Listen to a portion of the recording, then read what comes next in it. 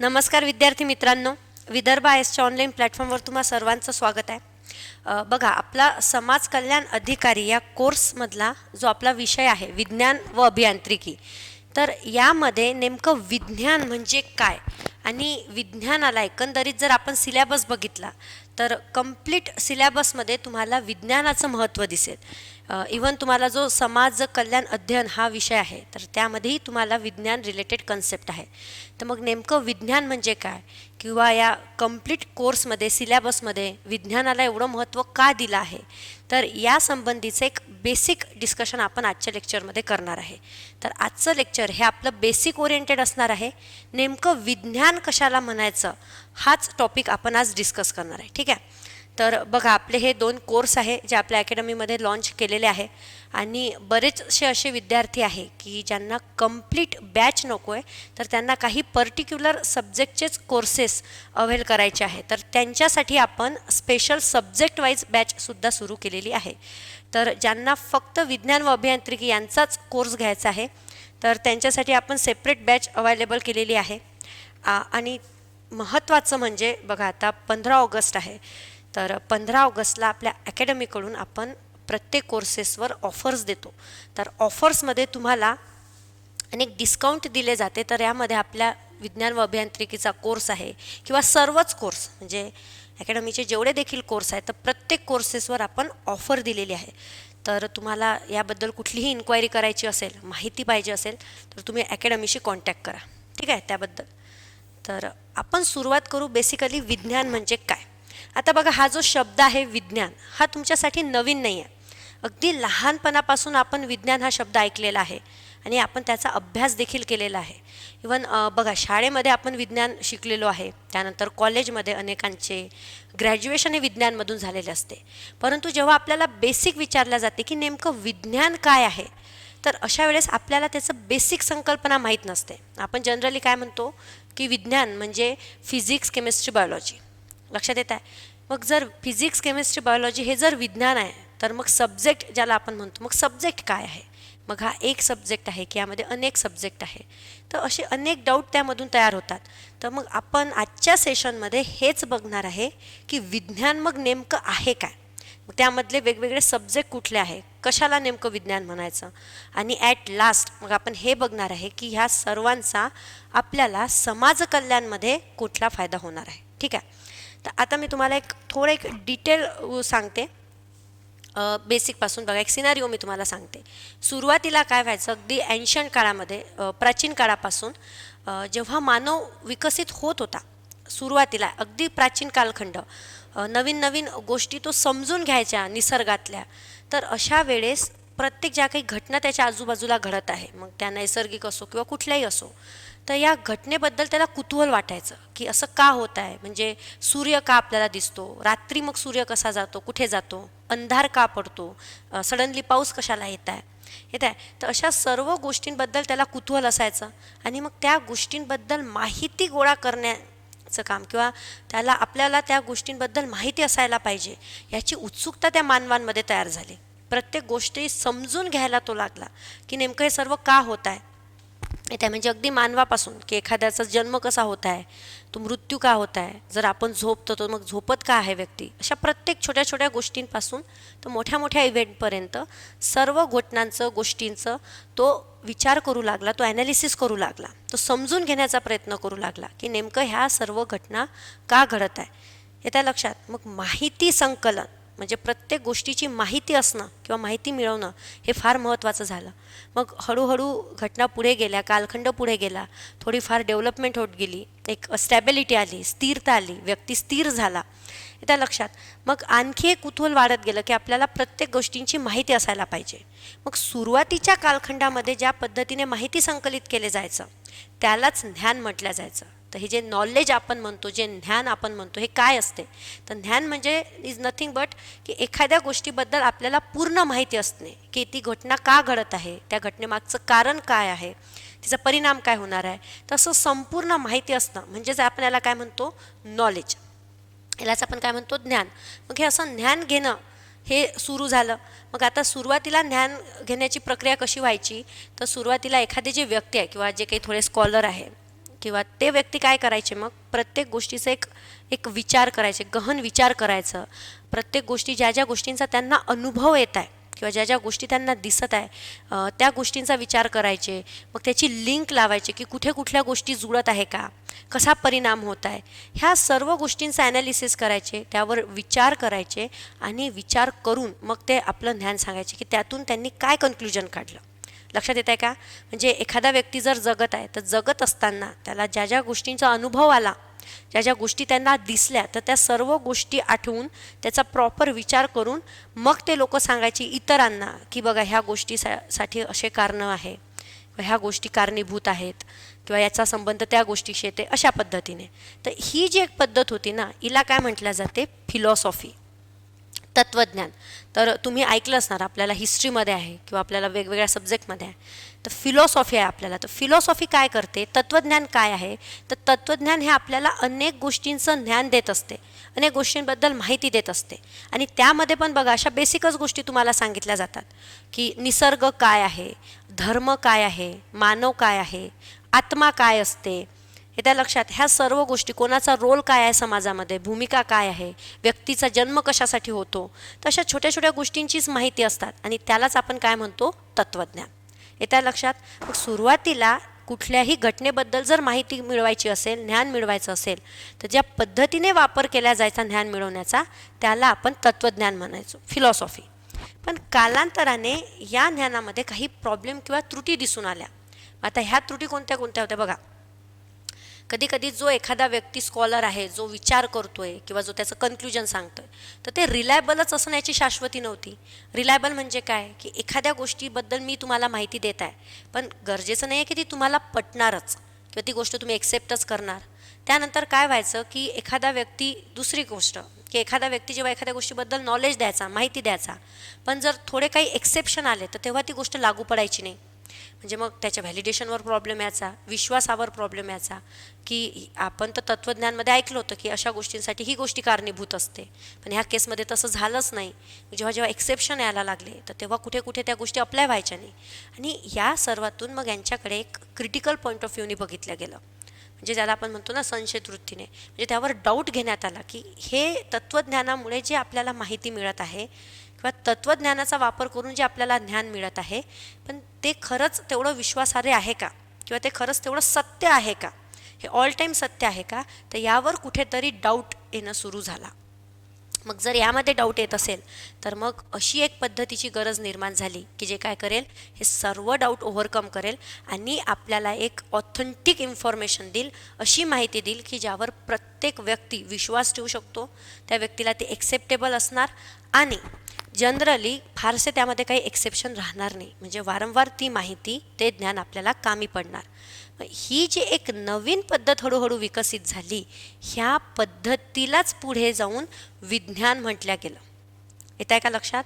म्हणजे बघा याची सुरुवात कशी झाली, की जर एखाद्या व्यक्तीला एखाद्या घटनेबद्दल किंवा दुसऱ्या व्यक्तीबद्दल कुठलाही असो, एखाद्या घटनेबद्दल जर त्याला माहिती प्राप्त करायची असेल, त्याला ज्ञान मिळवायचं असेल, तर ती माहिती प्राप्त करण्यासाठी जे एका विशिष्ट पद्धतीचा वापर केला जातो, त्या विशिष्ट पद्धतीला म्हटलं गेलं विज्ञान. येत आहे का लक्षात? मग विज्ञान हे काय झालं, तर विज्ञान हा फक्त एक कन्सेप्ट झाला का? नाही, तर विज्ञान हे काय झालं, एक नॉलेज गेन करण्याची एक मेथड झाली, एक पद्धत झाली.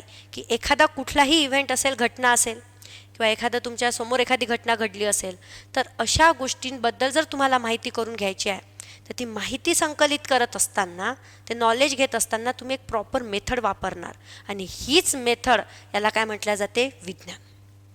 येत्या लक्षात? तर विज्ञान हे काय आहे, तर विज्ञान हे ज्ञान प्राप्त करण्यासाठी जी पद्धत वापरली जाते त्याची एक विशिष्ट अशी पद्धत आहे. मग आता सुरुवातीला हा शब्द आला कुठून बघा. तर जसं मी इथं लिहिलं आहे की विज्ञान हा शब्द 14व्या शतकापासून वापरला जातो. ठीक आहे. मग सुरुवातीला लॅटिन शब्द आहे हा. लॅटिनमध्ये एक शब्द आहे सायन्शिया. तर याचा लिटरली अर्थ काय होतं, तर याचा अर्थ होतो टू नो, म्हणजे एखाद्या गोष्टीबद्दल माहिती करून घेणं म्हणजेच काय, सायन्शिया. आणि नंतर त्याला सफिक्स लावल्या गेलं इसेन्स, आणि यातून जो शब्द तयार केला त्या शब्दाला आपण काय म्हटलं, सायन्स. येत्या लक्षात? म्हणजेच बघा याचा बेसिक शब्दामध्येच अर्थ आहे. शब्दामध्येच अर्थ कसा आहे, सायन्स म्हणजे काय, टू नो, एखाद्या गोष्टीची माहिती करून घेणं म्हणजेच काय? सायन्स. येत्या लक्षात? मग आता बघा, पुढे याचा अर्थ आपण दिला आहे की सायन्स काय आहे? तर सायन्स हे फक्त एक सब्जेक्ट आहे का? नाही. सायन्स हे फक्त एक फील्ड आहे का? नाही. तर सायन्स काय आहे? सायन्स ही एक पद्धत आहे, एक विशिष्ट पद्धत की ज्या पद्धतीचा वापर करून आपण काय करू शकतो? वेगवेगळ्या गोष्टींची माहिती प्राप्त करून घेऊ शकतो, ज्ञान प्राप्त करून घेऊ शकतो.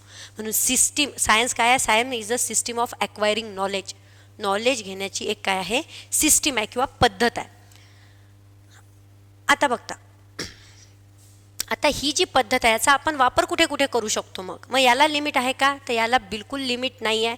कुठलीही समाजामध्ये किंवा इव्हन आपण पृथ्वीवर म्हणू की पृथ्वीवर ज्या काही गोष्टी तुम्हाला दिसतात, या कुठल्याही गोष्टीबद्दल जर तुम्हाला ज्ञान प्राप्त करून घ्यायचं असेल तर त्यासाठी आपण काय करू शकतो? तर या व्यवस्थित पद्धतीचा आपण वापर करून घेऊ शकतो. तिलाच काय म्हणतो आपण? विज्ञान. आणि हा जो मग अभ्यास केला जाते, ही जी माहिती गेन केल्या जाते, याच माहितीला मग आपण काय म्हणतो? की सायंटिफिकली स्टडी केला आहे आपण. तुम्ही बघा, बरेचदा ऐकल्या जाते की हा जो शोध लागला हा सायंटिफिक आहे किंवा ही सायंटिफिक स्टडी आहे. म्हणजेच काय? की तो जो अभ्यास करण्यात आला किंवा त्याचे ज्ञान प्राप्त करण्यात आलं, तर त्यासाठी सायन्स नावाची पद्धत वापरण्यात आली. त्या पद्धतीचा वापर करून ते सर्व ज्ञान मिळवण्यात आलं. येत्या लक्षात? त्यामुळे याला कुठल्याही प्रकारची मर्यादा नाही किंवा याचं कुठलंही लिमिटेड असं क्षेत्र नाही. कुठलीही गोष्ट तुम्ही वैज्ञानिक पद्धतीने समजून घेऊ शकता. येत्या लक्षात? मग आता बघा, याच्याच बेसिसवर आपल्याला वेगवेगळ्या स्कॉलर्सच्या किंवा थिंकर्सच्या डेफिनेशन आहे. तर त्यातल्या 2 ते 3 डेफिनेशन मी तुमच्यासाठी आणलं आहे. बघा, बिसेंज अँड बिसेंज हे आपल्याला सोशल थिंकर आहे. तर यांनी सायन्सची डेफिनेशन काय दिली आहे? बघा, की विज्ञान ही एक पद्धत आहे, हा केवळ ज्ञानसंग्रह नाही. म्हणजे फक्त जसं आपण म्हणतो की सायन्स इज अ सब्जेक्ट, तर सब्जेक्ट जो असते तो सब्जेक्ट काय असते? विषय. विषय काय असते? जसं आपण कॉलेजमध्ये आपल्याला किंवा इव्हन आता पण वेगवेगळे विषय असतात. तर हे काय असतात? तर हे त्या पर्टिक्युलर फील्डचं नॉलेज देणारा एक ज्ञानसंग्रह असतो. म्हणजे जसं आता सांगतेच मी तुम्हाला पुढे डिटेलमध्ये, पण जस्ट बघा की इतिहास. आता इतिहास काय आहे? विषय आहे. तर मग काय असणार इतिहासामध्ये नेमकं? तर इतिहास हा विषय आहे, म्हणून हा तुम्हाला पूर्ण ऐतिहासिक जो काही कालखंड घडला, ऐतिहासिक ज्या काही घटना घडल्या त्याबद्दल तुम्हाला ज्ञान देते. तर इतिहास हा काय झाला? ज्ञानसंग्रह झाला. मग जेव्हा आपण विज्ञान हा शब्द वापरणार, तर मग विज्ञान हा ज्ञानसंग्रह झाला का? नाही. तर विज्ञान काय झाली? पद्धत झाली. येत्या लक्षात? त्यानंतर कार्ल पियर्सन यांनी म्हटलं की विज्ञान म्हणजे घटनांचे वर्गीकरण करणे आणि त्यांचा क्रम व सापेक्ष महत्त्व जाणून घेणे होय. आता हे नेमकं काय आहे ही डेफिनेशन, हे मी तुम्हाला पुढे एक्सप्लेन करते. ठीक आहे?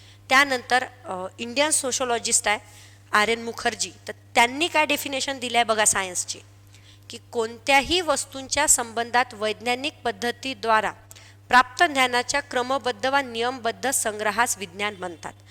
आता बघा, मी तुम्हाला जे वारंवार म्हणत आहे की सायन्स हा केवळ सब्जेक्ट नाही, तर ही एक मेथड आहे, ही एक पद्धत आहे, एका विशिष्ट पद्धत आहे की तिचा वापर करून आपण ज्ञान मिळवू शकतो, आपण माहिती मिळवू शकतो.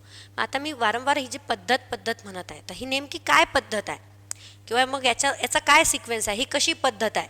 तर यामध्ये बघा, यामध्ये तुम्हाला वेगवेगळे क्रायटेरिया दिसणार किंवा वेगवेगळ्या मेथड्स दिसणार. मग आता ह्या वेगवेगळ्या मेथड कुठल्या कुठल्या आहे?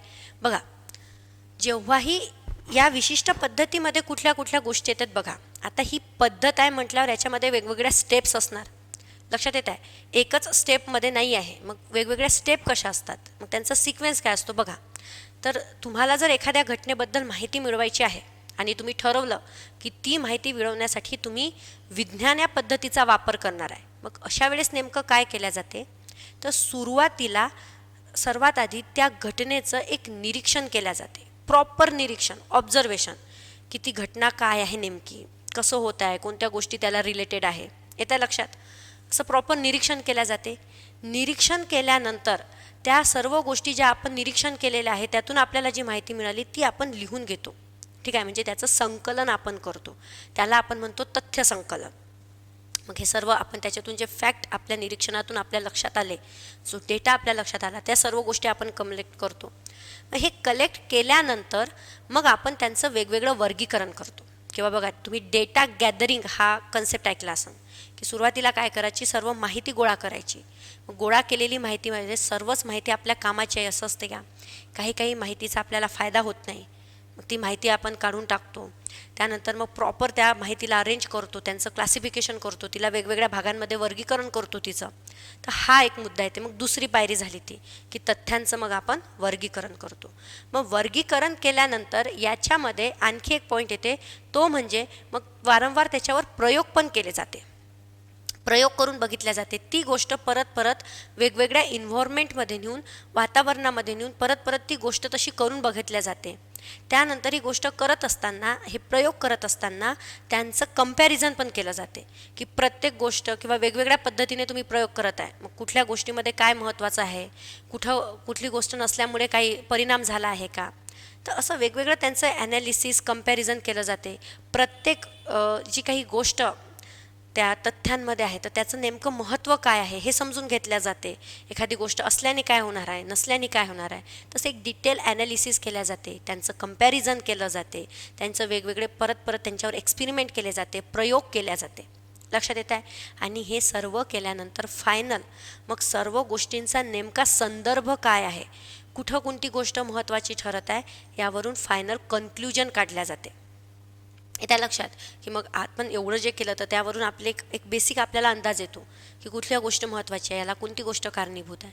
ते कन्क्ल्युजन काढल्या जाते आणि त्या कन्क्ल्युजननंतर एक प्रॉपर थिअरी बिल्डिंग केल्या जाते की नेमका हा इश्यू काय आहे, कोणत्या कोणत्या गोष्टी याच्यासाठी महत्त्वाच्या आहे आणि कोणत्या घटकांचा याच्यावर परिणाम होणार आहे, कोणत्या घटकामध्ये हा कसा बिहेव होणार आहे, हे सर्व गोष्टी लिहिल्या जाते आणि त्यावरून थिअरी तुम्हाला काढल्या जाते.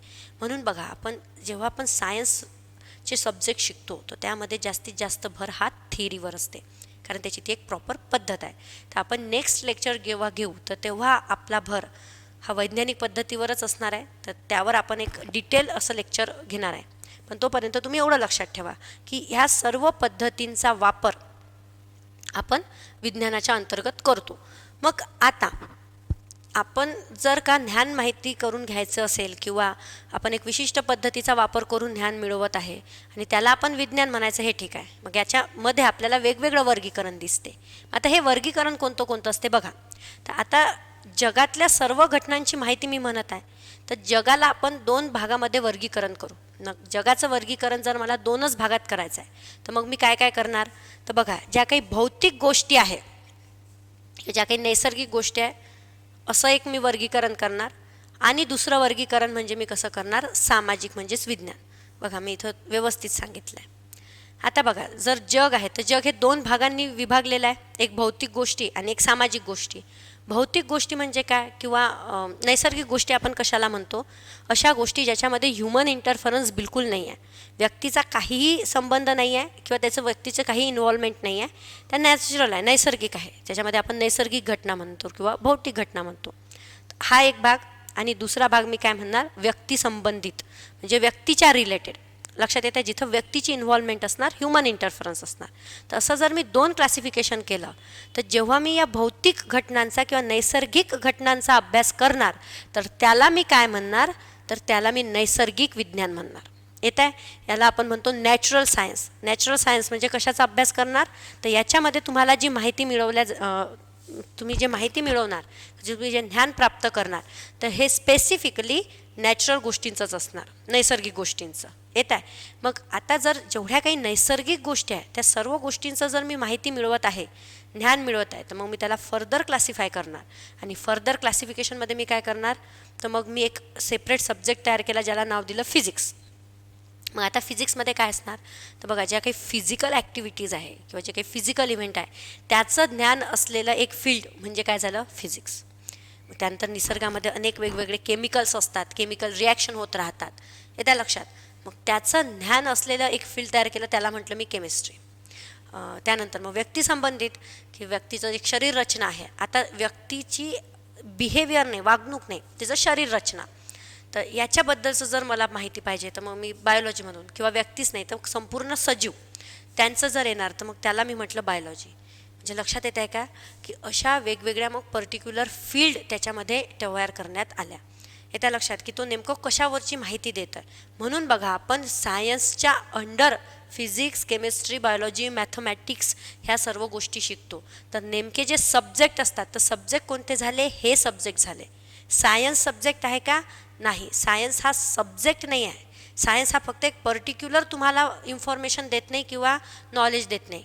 तर सायन्स ही काय झाली, सायन्स ही एक पद्धत झाली, प्रॉपर मेथड झाली. तिचा वापर करून जे नॉलेज आपण गेन करतो ते मग आपण वेगवेगळ्या सब्जेक्टमध्ये डिव्हाइड करतो त्यांच्या रिस्पेक्टिव्ह फील्डच्या अकॉर्डिंग. येत आहे, मग त्याला म्हणायचं नॅचरल सायन्स. आता दुसरं सायन्स येते ते म्हणजे सामाजिक विज्ञान. आता सामाजिक सायन्स म्हणजे सोशल सायन्स कोणाला म्हणायचं, तर मग आता बघा ज्या गोष्टींचा संबंध हा व्यक्तींशी येतो, ज्या व्यक्तिसंबंधित गोष्टी आहे, घटना आहे. व्यक्तिसंबंधित म्हणजे कोणत्या, तर जिथे डायरेक्टली व्यक्तीची वागणूक, व्यक्तींचे विचार, व्यक्तींची मानसिकता ह्या सर्व गोष्टींची इन्व्हॉल्वमेंट असते. आणि असेच अनेक व्यक्ती मिळून एक समाज तयार होतो. त्या कंप्लीट समाजाचा जेव्हा अभ्यास करायची वेळ येते किंवा सामाजिक घटना म्हणणार मग आपण त्याला, त्या सामाजिक घटनांचं जेव्हा ज्ञान प्राप्त करायचं आहे, माहिती मिळवायची आहे, याचा अभ्यास करण्यासाठी जेव्हा वैज्ञानिक पद्धतीचा वापर केला जाते तर त्याला आपण काय म्हणतो, तर त्याला आपण म्हणतो सोशल सायन्स. त्या लक्षात, त्याला आपण काय म्हणणार, सामाजिक विज्ञान. तर आता सामाजिक विज्ञानमध्ये नैसर्गिक गोष्टी शिकणार आहे का आपण, नाही. तर सामाजिक विज्ञानमध्ये आपण समाजातील जे विविध घटक आहे त्यांच्यामध्ये जो काही संबंध येतो तर याचा आपण अभ्यास करतो, त्याला आपण म्हणतो सोशल सायन्स म्हणजेच सामाजिक विज्ञान. मग आता सेम जसं आपण इकडे वेगवेगळ्या फील्ड तयार केल्या तशाच फील्ड आपण इथे पण केल्या. मग याच्यामध्ये कोणते कोणते सब्जेक्ट येते, तर बघा आर्थिक बाबत जे तुम्हाला ज्ञान मिळते किंवा आर्थिक संबंध जे प्रस्थापित होते हे आपण कशामध्ये शिकतो, अर्थशास्त्रामध्ये. आता मला सांगा अर्थशास्त्रामध्ये हे जे काही प्रोडक्शन होते, डिस्ट्रीब्युशन होते, तर हे सर्व कोण करते, व्यक्ती. आणि तो कोणासाठी करते, त्याच्या फायद्यासाठी. तर व्यक्तींचं वागणूक, व्यक्तींचं बिहेवियर आलं यामध्ये. आता हे सर्व समाजाशी रिलेटेड असते पण हे इकॉनॉमिक रिलेटेड आहे. तर मग आपण याचा अभ्यास कशाचे करणार, अर्थशास्त्रामध्ये. सेम राज्यशास्त्र जिथं प्रॉपरली तुमचं पॉलिटिकल गोष्टी येणार. सेम समाजशास्त्र हा एक विषय आहे. तर समाजशास्त्रामध्ये तुम्हाला माहीत आहे की प्रॉपर समाज काय असते, त्यामध्ये वेगवेगळे व्यक्ती काय आहे, त्यांची भूमिका काय आहे, त्यांचे संबंध कसे प्रस्थापित होतात, तर याचा सर्व अभ्यास केला जाते. तर जिथे व्यक्ती येणार म्हणजे व्यक्तीचं इंटरफरन्स, ह्युमन इंटरफरन्स येणार, व्यक्ती त्याची वागणूक किंवा त्याच्या संबंधित गोष्टी येणार, तर त्या सर्व कशामध्ये येणार, सोशल सायन्समध्ये.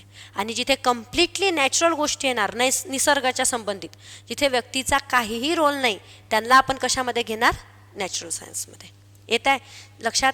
म्हणजेच बघा सायन्सचा वापर करून आपण कशा पद्धतीने वेगवेगळे सब्जेक्ट तयार करत आहे हे आपण एक बेसिक चेक करत आहे. येत आहे लक्षामध्ये. तर अशा पद्धतीनं आता हे डिस्ट्रीब्युशन झाले. तर आता एक बेसिक आपण बघू की नेमकं मग याचं वैशिष्ट्य काय असते, हे पद्धतीचं. ह्या पद्धतीला आपण का एवढं वापरल्या जाते किंवा आता मेजरली तुम्ही बघा की सध्या जे रिसेंट एज आहे तर हे रिसेंट एजमध्ये जेवढेही हे नॉलेज ॲक्वायरिंग सुरू आहे, ज्ञान प्राप्त करणं किंवा ज्या काही नवीन नवीन गोष्टी आहे, शोध लावणं, त्या सर्वांमध्ये सर्रासपणे वैज्ञानिक पद्धतीचाच वापर करत आहे. तर मग एवढी ही जी पद्धत आहे तर एवढ्या जास्त प्रमाणात तिचा वापर का होतोय, ही का रिलेटेबल आहे, इव्हन प्रत्येक बाबतीत वैज्ञानिक पद्धतच का वापरली जाते, तर हे डिटेल आपण आपल्या क्लासचे जसे आता लेक्चर होणार आहे, आपल्या कोर्समध्ये लेक्चर आहे तर त्यामध्ये आपण डिटेलमध्ये घेतलं आहे. ठीक आहे, कारण आजचं हे जे सेशन आहे हे आपलं बेसिक सेशन आहे, इथं आपण फक्त समजून घेत आहे. पण प्रत्येक गोष्टी ह्या आपण डिटेलमध्ये जेव्हा कोर्समध्ये आपण लेक्चर घेतो तर त्यामध्ये सांगितले आहे मी. ठीक आहे, त्याचं बेसिक एक वैशिष्ट्य काय आहे बघा. ही जी पद्धत असते ह्या पद्धतीमध्ये जो प्रॉब्लेम तत्त्वज्ञानामध्ये आला, फिलॉसॉफीमध्ये आला, तो प्रॉब्लेम या पद्धतीमध्ये येत नाही. कुठला प्रॉब्लेम, याच्यावर आम्ही विश्वास कसा ठेवायचा.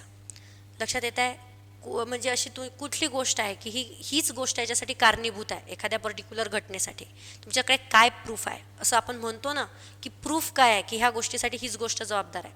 तुम्ही जर म्हणत असेल की व्यक्ती आणि आत्मा हा एकच आहे, म्हणजे मानवी शरीर आणि आत्मा हे एकच युनिट आहे, वेगळं वेगळं नाही, जर असं तुम्ही नॉलेज देत आहे तर मग तुम्ही कशाच्या बेसिसवर म्हणत आहे. तर तिथं मात्र कुठंतरी तत्त्वज्ञान आपल्याला फेल होताना म्हणण्यापेक्षा की आपल्याला ते सफिशंट इन्फॉर्मेशन देत नाही. पण तसा प्रॉब्लेम आपल्याला सायन्समध्ये येत नाही का, कारण सायंटिफिक नॉलेज जे घेतल्या जाते ना ते प्रयोगाच्या आधारावर घेतल्या जाते. वेगवेगळे प्रयोग करून बघितल्या जाते, वेगवेगळे फॅक्ट, ऑब्जेक्ट ह्या सर्व गोष्टी ज्या असतात त्याचं कलेक्शन केल्या जाते. त्यामुळे इथे प्रूफ राहतात. रॅदर तुम्ही ऐकलं असन की विज्ञान तेव्हाच काम करते जेव्हा तिथे प्रूफ असते. येते का लक्षात? त्यामुळे प्रत्येक गोष्टीचं प्रूफ यांच्याकडे आहे. तर कुठलीही गोष्ट किंवा एखादी थेअरी सायन्समध्ये असेल तर त्या कन्क्लुजनवर तुम्ही कसे आले हे एक्सप्लेन करण्यासाठीचे प्रूफ यांच्याकडे असते. आणि जनरली सायंटिफिक मेथडचा वापर करून जे आपण नॉलेज घेतो तर ते चेंज होत नाही. म्हणजे थोडीशी परिस्थिती बदलली की मग ते लगेच चेंज झालं असं होत नाही. का? कारण वेगवेगळे प्रयोग करून हे सिद्ध केल्या जाते. त्यांना आधीच वेगवेगळ्या परिस्थितीमध्ये चेक केल्या जाते की हा सेम रिझल्ट देत आहे का.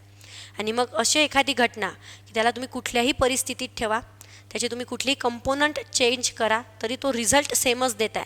तर असं जर जेव्हा येते तेव्हा आपण मग फायनल कन्क्लुजन देतो की ह्या गोष्टीसाठी हे रिस्पॉन्सिबल आहे, हे कारणीभूत आहे. तर अशा वेगवेगळ्या प्रयोगांवर याच्यावर भर असते, तथ्यावर भर असते, माहिती संकलनावर भर असते, ॲनालिसिस करण्यावर भर असते. ह्या सर्व गोष्टी असल्यामुळे याचे जे कन्क्लुजन येते, याचे जे फायनल रिझल्ट येते हे विश्वासार्ह असते. यामध्ये म्हणजे आपण विश्वास ठेवू शकतो. आणि आपण बघा, आपण विश्वास कधी ठेवतो? जेव्हा आपल्याला सेम आउटपुट रिपीटेडली मिळत असेल, की तुम्ही कुठेही जा, कुठल्याही परिस्थितीत जा, आपल्याला सेम आउटपुट मिळत आहे, तेव्हा मग लगेच आपण त्या गोष्टीवर विश्वास ठेवतो. तर हा फॅक्टर सायन्समध्ये असते. त्यामध्ये बघा, मग निरीक्षणाद्वारे तथ्य संकलन होते, त्यानंतर तथ्यांचं मग विश्लेषण केल्या जाते, मग त्यांचं वर्गीकरण केल्या जाते. हे त्या लक्षात. आणि वस्तुनिष्ठ हा महत्त्वाचा आहे. आता हे तुम्ही बरेचदा पेपर पॅटर्नमध्ये ऐकलं असणार, व्यक्तिनिष्ठ किंवा वस्तुनिष्ठ परीक्षा पद्धत. तर हे काय असते? याला आपण इंग्लिशमध्ये ऑब्जेक्टिव्हिटी म्हणतो. तर ऑब्जेक्टिव्हिटी आणि सब्जेक्टिव्हिटी हे काय असते? बघा, सब्जेक्टिव्हिटी म्हणजे काय, व्यक्तिनिष्ठ म्हणजे काय की ते व्यक्तीच्या संबंधित असते. आता व्यक्तीच्या संबंधित म्हणजे बघा, व्यक्ती थोड्याफार त्याची माहिती किंवा त्याचं लॉजिक किंवा त्याच्या फिलिंग, भावना ह्या सर्वांचा वापर करून जर एखादी माहिती तुम्हाला देत असेल तर त्याला आपण म्हणतो व्यक्तिनिष्ठ माहिती. आणि असं न करता एक पर्सन न्यूट्रल म्हणजे त्या व्यक्तीची भावना, त्याचे विचार, त्याचा दृष्टिकोन याचा कुठंही तिथे रोल नाही, फक्त तो एक्झॅक्टली ऑब्जेक्ट बघत आहे की काय आहे हे जेव्हा असते तेव्हा त्याला आपण म्हणतो ऑब्जेक्टिव्हिटी म्हणजे वस्तुनिष्ठता. हे त्या लक्षात. म्हणजे इथं व्यक्तीचं त्याचं पर्सनल मत काय आहे किंवा त्याला काय वाटते किंवा त्याला एखादी गोष्ट पटत आहे की नाही याचा कुठलाही संबंध नसतो. म्हणून व्यक्तीद्वारे हा चेंज होत नाही. आता बघा, मी आता तुम्हाला एक जनरल एक्झाम्पल देते की जर मी एखाद्या व्यक्तीला म्हटलं की ताजमहल कसा आहे, येत आहे, आणि एखाद्या व्यक्तीला मी प्रश्न विचारला की ताजमहलचा रंग कसा आहे. आता हे दोन प्रश्न झाले. तर ताजमहलचा रंग कसा आहे या प्रश्नाचं एक्झॅक्ट आन्सर काय आहे की तो व्हाईट आहे. येत आहे. मग इथं त्या व्यक्तीचं पर्सनल मत, त्याचे विचार, त्याचा दृष्टिकोन, तो पॉझिटिव्ह ॲटिट्यूडचा आहे का, निगेटिव्ह ॲटिट्यूडचा आहे का, ह्या गोष्टी कुठल्याही मॅटर करत नाही. तुम्ही इव्हन भारतातल्या प्रत्येक व्यक्तीला विचारा, त्याचा आन्सर सेम राहणार. कारण तो एक्झॅक्ट त्या ऑब्जेक्टला बघत आहे, एक्झॅक्ट तो फॅक्टला बघत आहे, डेटाला बघत आहे. तर अशी जे कन्सेप्ट असते त्यांना आपण काय म्हणतो? वस्तुनिष्ठ. आणि ताजमहल कसा आहे आता हा प्रश्न आहे.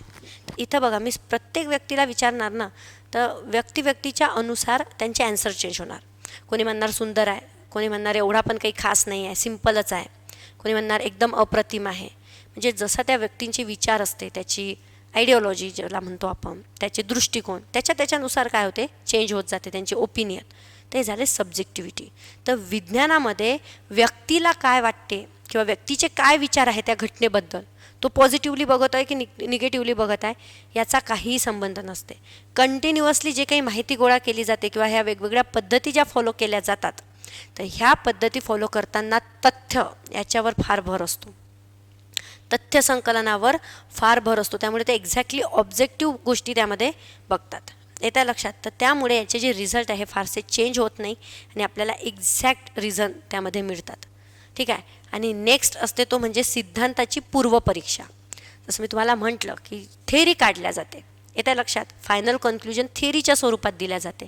पण हे जेव्हा थेअरी दिल्या जाते तर फक्त थेअरी दिली म्हणून ती थेअरी तुम्ही एक्सेप्टच केली पाहिजे किंवा ती थेअरी तुम्ही करेक्ट समजा आणि तीच एक्सेप्ट करा असं पण नाही आहे. जेव्हा एखादा पर्सन एखादा शोध लावते किंवा माहिती देते थेअरीच्या स्वरूपात, तर त्या थेअरीचं परत टेस्टिंग केल्या जाते.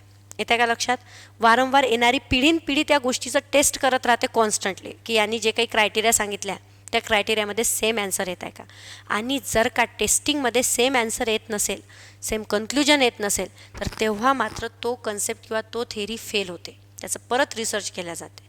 येत आहे. त्यामुळे ॲन्सर आल्यावर, आउटपुट आल्यावर देखील त्याची काय होते, पूर्वपरीक्षा घेतली जाते, म्हणजेच त्याची टेस्टिंग घेतली जाते. ते तुम्ही सगळ्यांनी सायन्सचे एक्सपेरिमेंट केले असन कॉलेजमध्ये, शाळेत आपण प्रयोग करतो. तर हे प्रयोग काय आहे, हे प्रयोग आपण पूर्वपरीक्षाच बघतो, की जे एखाद्या सायंटिस्टने एखादी थेअरी दिली आहे, तर मग तो जे म्हणत आहे ते खरंच आहे का. तर हे चेक करण्यासाठी मग आपण काय करतो, लॅबमध्ये जाऊन टेस्टिंग करतो. ते सेम एक्सपेरिमेंट परत आपण करून बघतो, किंवा ती सेम केमिकल रिॲक्शन आपण परत करून बघतो की सेम तसा आउटपुट येत आहे की नाही. म्हणजे कॉन्स्टंटली आउटपुट चेक होत राहतात. तर त्यामुळे यांच्यावर विश्वास हा जास्त असतो, किंवा याची जी ऑथेंटिसिटी आहे ही जास्त असते. लक्षात येत आहे. तर अशी जी एक प्रॉपर पद्धत आहे, एक विशिष्ट पद्धत, आणि ह्याचा वापर करून जे ज्ञान प्राप्त केल्या जाते, त्या ज्ञानाला आपण काय म्हणतो, विज्ञान. येत्या लक्षात. तर आजच्या या लेक्चरमध्ये ॲटलिस्ट तुम्हाला एवढं तरी क्लिअर झालं असेल की विज्ञान म्हणजे सब्जेक्ट आहे का, विषय आहे का, नाही. तर विज्ञान ही पर्टिक्युलर अशी फील्ड आहे की जी काय रेफर करते, की तुम्ही यामध्ये जे काही ज्ञान मिळवलं आहे, जे काही तुम्ही माहिती मिळवली आहे, तर ती कोणत्या पद्धतीने मिळवली आहे, तर या विशिष्ट पद्धतींचा वापर करू. आता वेगवेगळ्या पद्धती आपण डिटेलमध्ये बघणार आहे. आपल्याला आपला पहिलाच युनिट आहे तो, की विज्ञान काय आहे, विज्ञानाचं स्वरूप, त्यांच्या पद्धती, त्यामध्ये आपण डिटेलमध्ये बघू. फक्त आजच्या लेक्चरमध्ये ॲटलिस्ट तुम्हाला एवढं तरी समजलं असेल की नेमकं विज्ञान काय आहे, ही पद्धत आहे की ही सब्जेक्ट आहे.